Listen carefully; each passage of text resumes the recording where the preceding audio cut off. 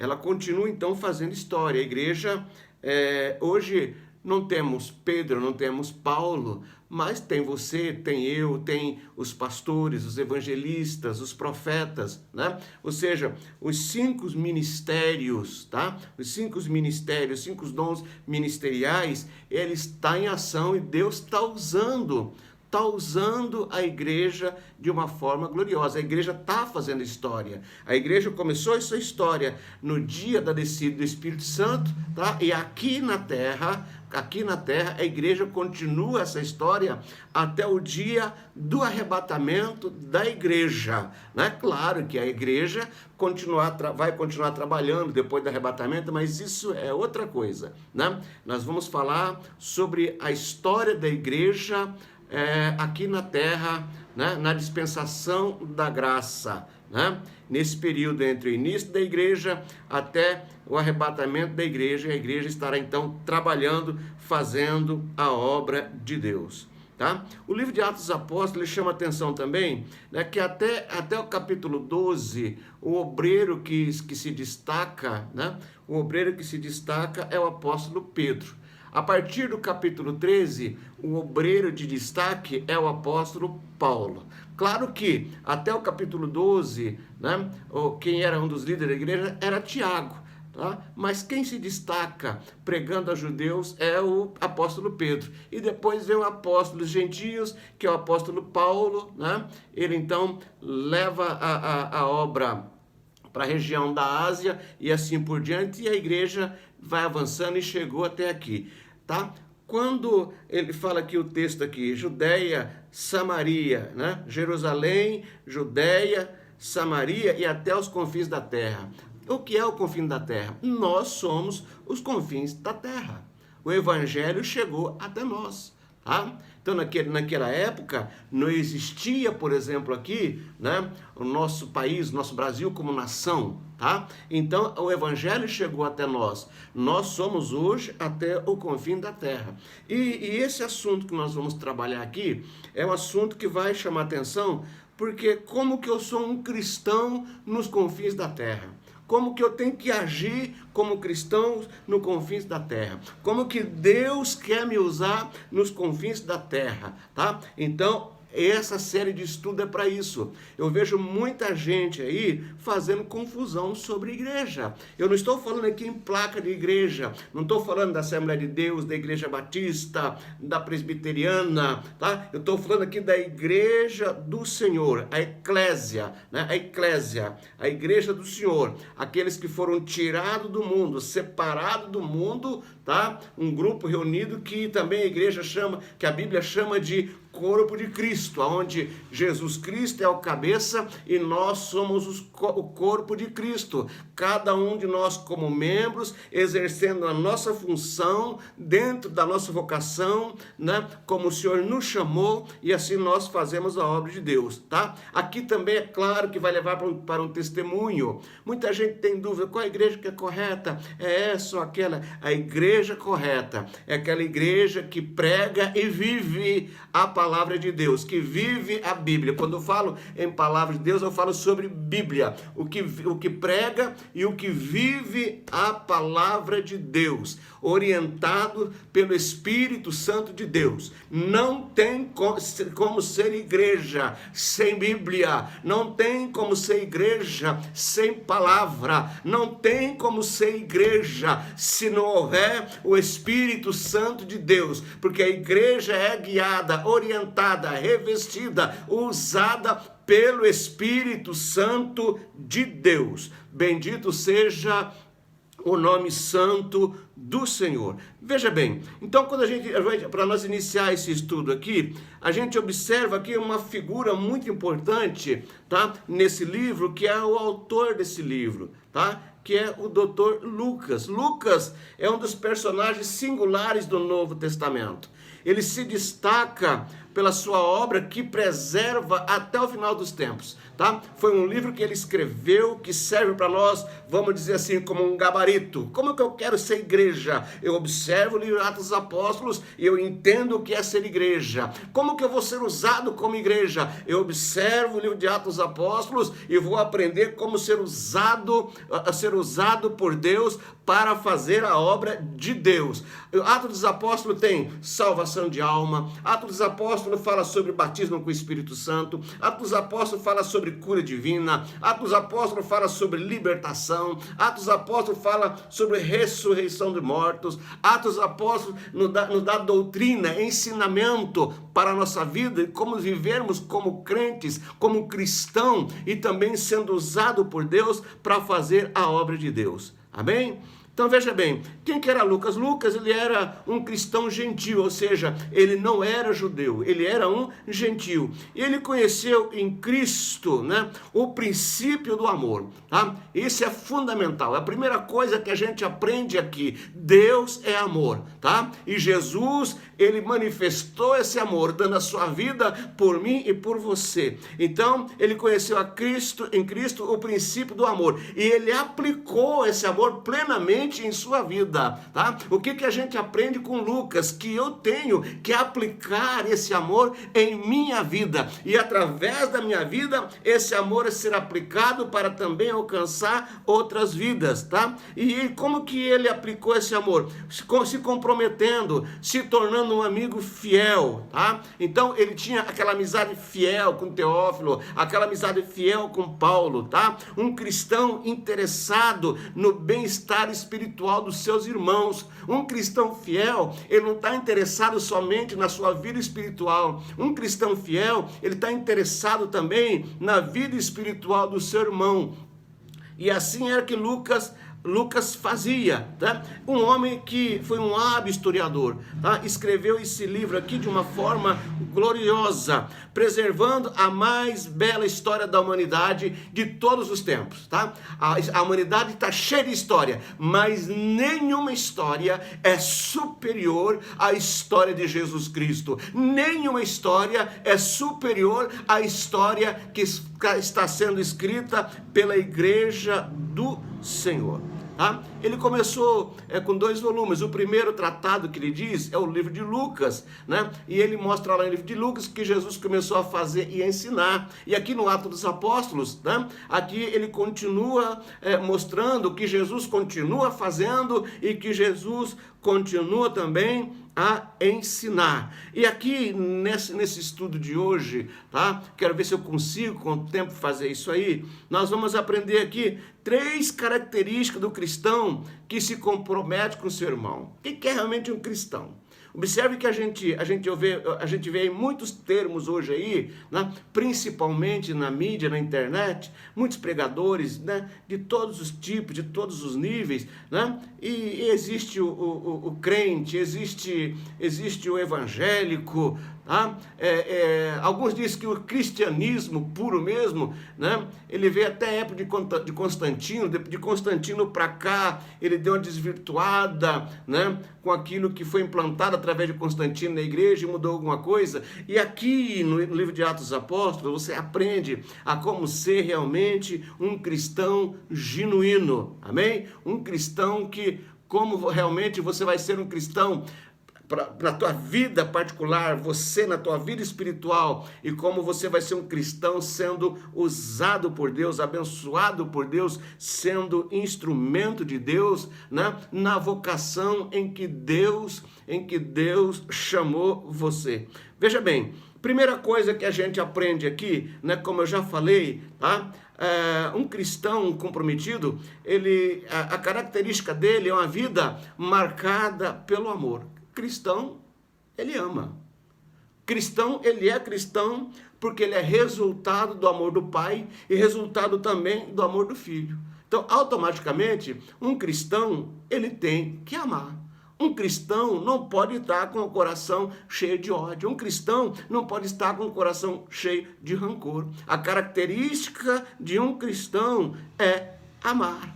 tá? É fazer amizade, amizade sincera. Por que sincera? Porque, infelizmente, há muitas amizades que é por interesse. Tem muitas amizades que é por conveniência. E aqui você aprende a ter uma amizade sincera. Aquele amigo que fala, mas que também que escuta. Não fala para agradar, mas fala para abençoar, para alertar, para corrigir o outro irmão, né? E também tem essa facilidade de receber, né, uma palavra de um irmão e tem aquela parceria, aquela comunhão, né? Anda junto com o próximo. E aqui a gente observa isso na vida de Lucas, né? Na amizade dele com Teófilo e também com Paulo, né? Ele tratava tanto Teófilo como Paulo com amizade sincera, né? Aquele que se dedicava tanto para Teófilo como também para Paulo. E a gente observa também na atenção especial pelos novos irmãos, tá? É um dos maiores problemas que a gente vê hoje na igreja, é a atenção especial pelos novos irmãos. Vamos ver, veja bem, a pessoa aceita Jesus, a pessoa não conhece o evangelho, a pessoa vem de outra religião, a pessoa vem de outros ensinamentos, tá? E de repente ela vem para o meio do cristianismo, ela se torna um cristão, ela não sabe nada, ela não conhece nada, na maioria das vezes vem cheio de problema no casamento, problema de drogas, problema de prostituição, né? E N problemas de saúde, tá? O que ele vai precisar? De uma atenção especial. Aquele que está na igreja, aquele que já é crente, né? Ainda estava comentando hoje com o pastor Tiago a respeito disso. Qual que é o problema hoje? Nós temos muita gente com tempo de igreja, mas não são maduro. Não é aquele cristão maduro. Não tem como você tratar ele como um cristão maduro. Muitas vezes ele continua sendo uma criança, através dos seus atos, através das suas atitudes, tá? Agora, é esses irmãos mais velhos é que tem que cuidar dos irmãos mais novos, né? E dar uma atenção especial. A gente observa, por exemplo, na vida de Teófilo, tá? Teófilo não conhecia, então Lucas escreve, passa nos mínimos detalhes o que era a vida de Jesus, né? Todo o tempo que Jesus passou aqui, os milagres que ele fez, né? Ele relata toda a história de Jesus para Teófilo, né? Com atenção muito especial. Outra situação que a gente vê, tem Atos dos Apóstolos, capítulo 16, quando fala sobre Lídia. Lídia era alguém que orava. Lídia estava orando na beira do rio. Quando chegou então Paulo e seus amigos lá, oraram junto com elas e mostrou que era Jesus e começou a dar atenção para Lídia. Começou a ensinar Lídia, né? E o assunto foi tão bom, e a conversa foi tão boa que Deus usou Paulo, né, para que instruísse Lídia, ensinasse Lídia, que tanto é que a igreja ali na região de Éfeso foi criada na casa de Lídia, né? E então ela cedeu a casa dela e ali então começou uma nova igreja. Por que isso? Porque foi dada uma atenção especial. Eu observo, eu aprendi, principalmente em culto ao ar livre, tá? Às vezes a gente bate no peito e diz assim, preguei no ar livre, 50 pessoas aceitam Jesus, glória a Deus, vem embora alegre, feliz. Porém tem um detalhe, sai do ar livre, aquelas pessoas ficam abandonadas, ficam sem atenção, ficam sem cuidado, talvez nunca mais vai ouvir um evangelho, tá? E nós contamos como vitória. Não, nós temos que fazer o culto ao ar livre, nós temos que ganhar alma para Jesus, mas nós temos que pegar essas almas, nós temos que mostrar o nosso amor por elas, nós temos que cuidar delas, nós temos que ensinar elas a caminhar junto com Cristo, que automaticamente é caminhar junto com a gente. É essa atenção especial que está faltando na igreja. O que está acontecendo hoje na igreja? Muita gente aceita Jesus, mas ela aceita Jesus e vai embora. Ela não fica. Por que ela não fica? Porque falta uma atenção especial para ela. Não existe um cuidado delas. Não existe um acompanhamento delas. Não existe um amor realmente, um amor puro, um amor ágape por elas. E nós precisamos trabalhar isso. Amém? Isso a gente aprende nesse livro e na vida de Lucas, tá? Outra coisa que a gente aprende aqui, né? Ele se caracteriza aqui também pelo interesse, pela habilidade profissional. Uma coisa que chama atenção, Deus escolheu quem? Um médico. Lucas era um médico. Era alguém que dominava bem a arte da medicina, que é uma profissão que eu admiro quem se dedica à medicina. Né? Ele era gentil, então ele falava a língua grega, e ele mostra no livro de Atos dos Apóstolos, e é muito importante isso, porque lá Atos dos Apóstolos fala muito sobre milagres, tá? E um médico falando sobre milagres, um médico usando termos médicos para mostrar o problema, a enfermidade que a pessoa tinha, tá? Se fosse um leigo, era uma coisa, mas não, tinha alguém ali que entendia, ele sabia a doença que a pessoa tinha, então ele usa termos médicos, ele usa então as suas habilidades profissionais para relatar, né, a história da igreja no livro de Atos, tá? E ele mostra também essa habilidade no trato cuidadoso que ele tinha com o apóstolo Paulo. Paulo, olha, uma coisa muito interessante, Paulo, embora Deus usasse ele de uma forma gloriosa no ensino, na pregação, Deus usava ele de uma forma gloriosa com milagres. Deus curou muitas pessoas através do apóstolo Paulo, tá? A unção que tinha na vida de Paulo era muito forte, era muito grande, tá? Mas ele tinha enfermidades. E Lucas, ele tratava de maneira especial, ele cuidava não só como amigo, ele cuidava também como médico, ele andava com Paulo, ele caminhava com Paulo e cuidava da saúde de Paulo, né? E a gente observa, atenção também, o interesse que Lucas tinha pelas minorias marginalizadas, tá? A gente observa aí que tem muita gente tentando ganhar alma, né? E almas na Bíblia é comparado como um peixe, nós comparamos almas como um peixe, e tem gente que diz assim, não, o negócio é pescar peixe grande, né? Lambari não, né? Lucas não tinha esse problema, Paulo não tinha esse problema, na igreja de Atos não tinha esse problema, né? Porque a igreja, no geral, tinha interesse pelas minorias marginalizadas, tá? E me chama a atenção que a Igreja Assembleia de Deus, por exemplo, quando ela nasceu aqui no Brasil, né, ele é mais pela periferia, para aquelas pessoas simples, pelas pessoas humildes, tá?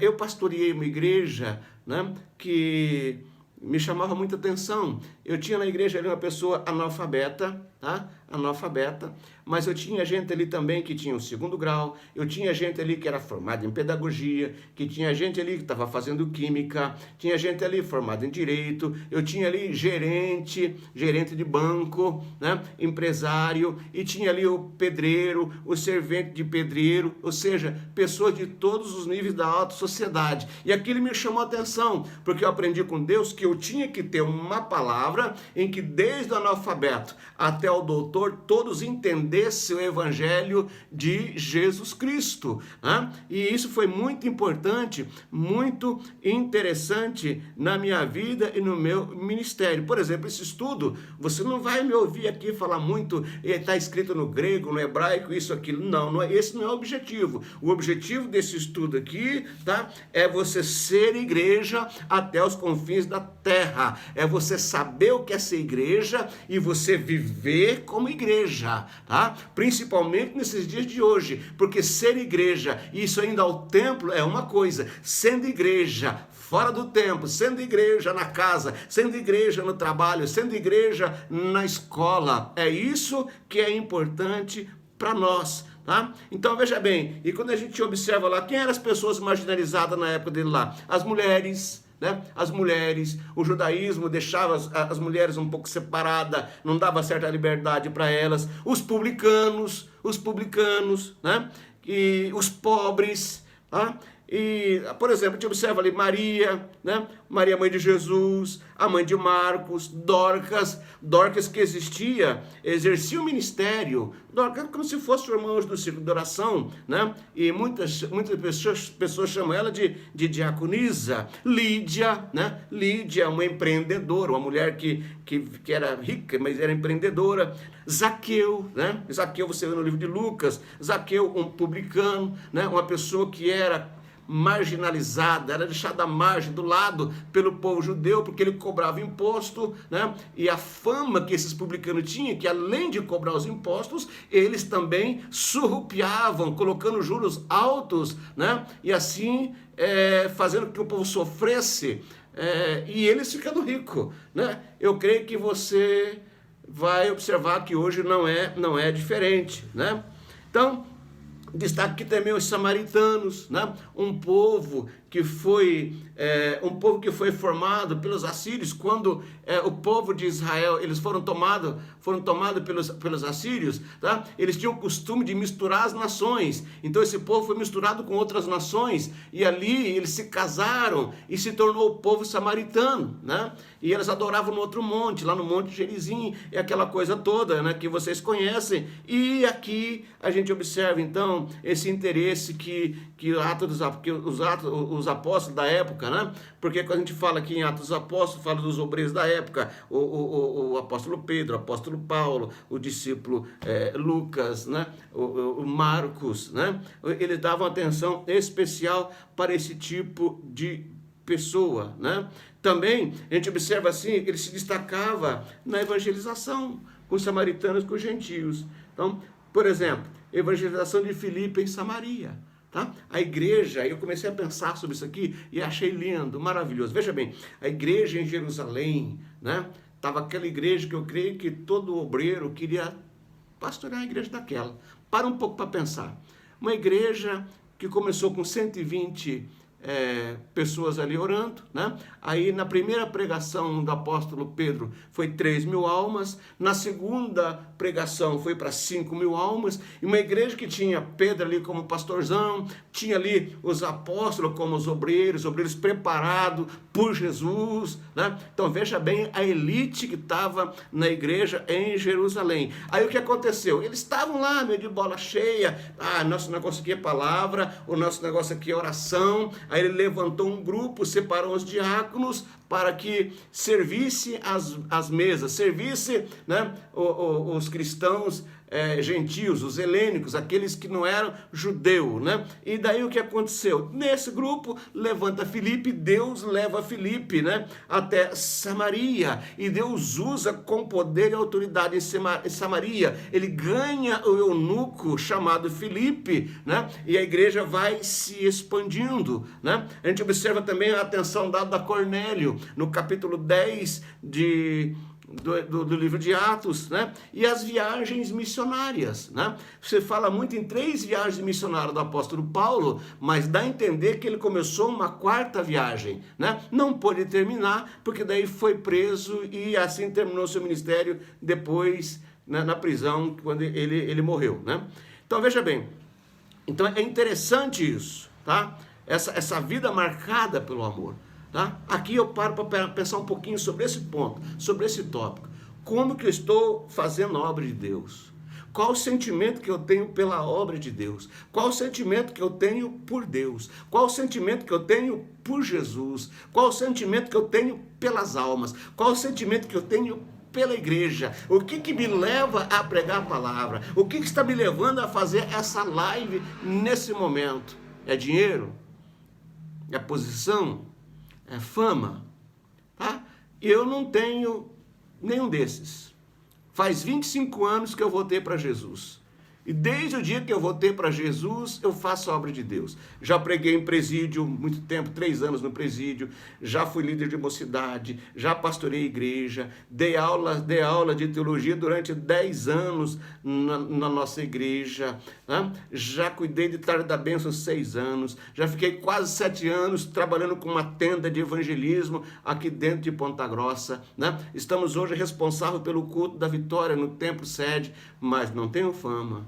Não tenho poder, não tenho dinheiro, mas tenho meu coração tranquilo, consciência tranquilo, que estou fazendo a obra de Deus. E hoje, justamente hoje, está começando uma nova fase do meu ministério, porque a partir de hoje vou usar uma ferramenta para pregar o evangelho. Qual que é o objetivo dessa live? Qual que é o objetivo dessa gravação? Meu irmão, essa gravação, esses vídeos, eu quero que chegue na maior quantidade de lares possíveis no Brasil e no mundo, para falar de Jesus Cristo, que Jesus Cristo salva, que a igreja ainda está na terra, e que essa pessoa, principalmente essa mensagem, não estou preocupado se você é pastor, se você é um obreiro, se você é um grande, assistir essa mensagem, não, essa mensagem eu quero que vá no coração daquela pessoa que não conhece Jesus, que não conhece a igreja, que está perdida nesse mundo. Essa mensagem é para você. É para você essa mensagem. É para isso que está sendo feito esse trabalho. Bem, outra coisa que a gente aprende aqui com Lucas, no livro de Atos, né? É desenvolver um trabalho confiável. Tem muita gente trabalhando por aí. Tem muita gente pregando por aí, tem muita gente ensinando por aí, mas não dá para confiar na pregação deles, não dá para confiar nos ensinamentos dele. Por quê? Porque muitos estão pregando heresias, muitos estão pregando coisas que a Bíblia não diz. Muita gente está dizendo assim, porque Deus está me dizendo e Deus não está dizendo nada. Meu irmão, eu acredito em revelação, em dom de revelação, em dom da profecia, e amo quando Deus fala comigo, mas nada tira, nada sobrepõe isso aqui, a palavra de Deus. Toda revelação, toda profecia que eu recebo, toda revelação ou profecia que eu entrego, ela tem que ter respaldo na Bíblia, na palavra de Deus. Eu tenho que exercer um ministério confiável, e para mim exercer esse ministério confiável, né? Aí tem que a minha vida tem que estar em ordem com Deus, eu tenho que estar em comunhão com Deus, e eu tenho que fazer realmente aquilo que Deus está mandando que eu faça. As pessoas têm que olhar para a minha vida e para o meu ministério e crer naquilo que eu estou fazendo, que eu estou pregando, que eu estou ensinando, né? Eles têm que olhar para a minha vida e comparar com a Bíblia se realmente aquilo é verdade, se aquilo é correto, né? Então veja bem, no capítulo 1 e no versículo 1, ele diz assim, ó: fiz o primeiro tratado, ó Teófilo, acerca de tudo que Jesus começou não só a fazer, tá? Mas também a ensinar. Lá em Lucas, ele diz assim, ele fala sobre fatos que entre nós se realizaram, tá? Ele não conta a história assim, é fato que se realizou lá na história de fulano, não, fatos, né? Ele tem por base, o trabalho dele tem por base os fatos que entre eles se realizavam, tá? É como se hoje, o que tem que ter por base? O que Deus faz, né? Através da minha vida, que faz entre nós. Eu não posso viver de testemunho dos outros, eu tenho que ter testemunho de Deus na minha vida e no meu ministério, amém? O trabalho dele também teve por base testemunhas oculares. Ele não foi perguntando para qualquer um, me diga uma coisa aí, o que você sabe sobre Jesus? Olha, me falaram que Jesus é assim, me falaram que ele fez isso. Não, ele perguntava para pessoas que foram testemunhas oculares, que viram o que Jesus fez, tá? Presenciaram o que Jesus fez, escutaram as mensagens que Jesus pregou, escutaram os ensinos que Jesus ensinou, tá? O trabalho dele também era confiável, porque foi feita uma acurada investigação. Ele ia em cima do fato. Olha, fiquei sabendo aí que tinha um rapaz lá, um paralítico, lá no templo da Porta Formosa, tá? Tá. Não, ele não fez isso. Ele foi lá, foi verificar, ele foi constatar se aquilo realmente era verdade, né? Eu estava meditando sobre isso aqui e me lembrei de um trabalho que a minha esposa fez, né? A minha esposa fez um trabalho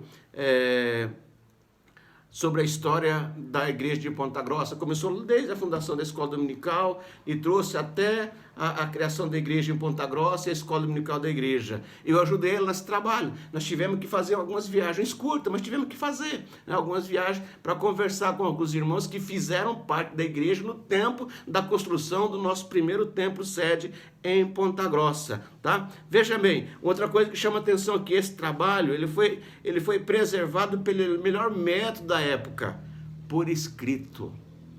Não foi no disco, ele deixou preservado esse trabalho por escrito. Eu estava pensando sobre isso, eu não sou escritor, se você me colocar para escrever aqui, eu não faço bem, tá? Não sou um bom escritor, né? Eu vou ter porção de erro de português, tá? Aí que eu pensei, mas eu posso deixar um trabalho, né, hoje na mídia, um trabalho de vídeo, um trabalho de áudio. Naquela época não tinha, então foi feito por escrito, que era o melhor trabalho, era o melhor método para preservar um trabalho naquela época, era por escrito, tá? Outra coisa que a gente observou aqui, tá? Ele objetivou o seu trabalho da plena certeza das verdades que foram ensinadas.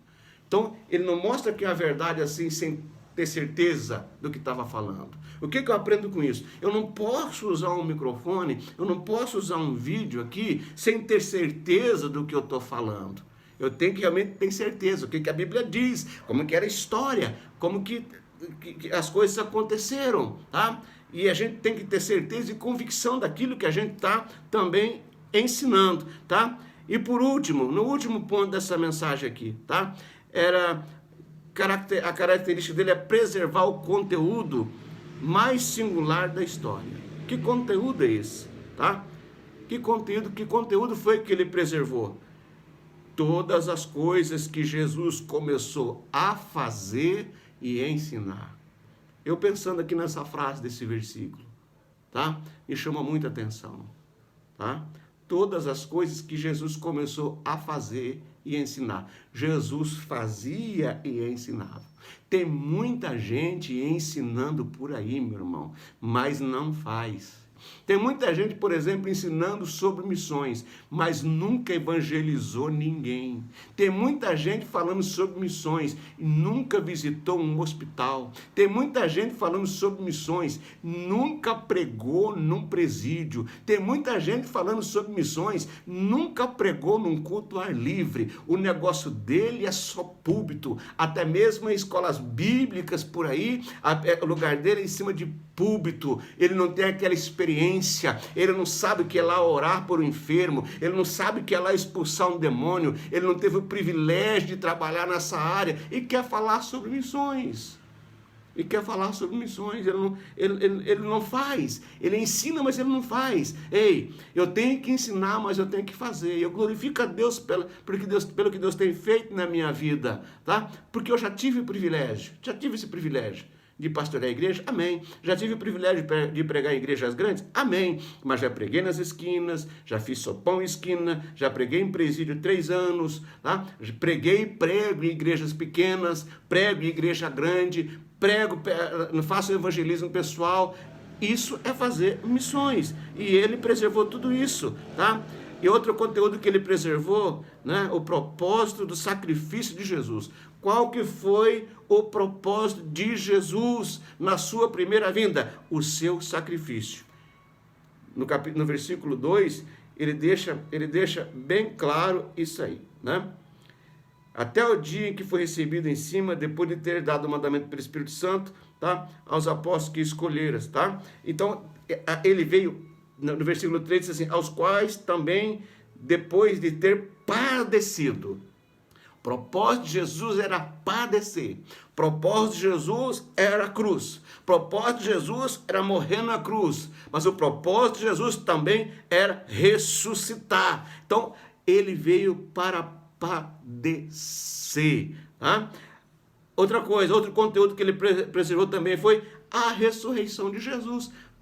Fala do tempo de Jesus, do ministério de Jesus, como Jesus foi usado para ensinar, para pregar, para curar enfermo, para expulsar demônio, para ressuscitar, tá? Fala do sacrifício de Jesus, mas também fala da sua glorificação, da ressurreição de Jesus. Jesus veio, padeceu, morreu, mas ele ressuscitou ao 3º dia. Jesus Cristo está vivo e Jesus se apresentou vivo durante 40 dias para todas aquelas pessoas, por mais de 500 pessoas, por várias pessoas, não dá tempo. Existem mais de 15 referências da aparição de Jesus ressurreto naqueles dias, antes de ascender aos céus, né? Antes de subir aos céus, tá? E veja bem, interessante, que isso aqui já dá um assunto para um outro culto, outra mensagem, né? Ele preservou esse conteúdo aqui, o ministério de Jesus. Como que foi esse ministério? Por intermédio do Espírito Santo, em parceria com o Espírito Santo. Ei, meu irmão, Pensa bem, se Jesus teve como parceiro o Espírito Santo, quem sou eu, quem é você para exercer o ministério sem ter essa parceria?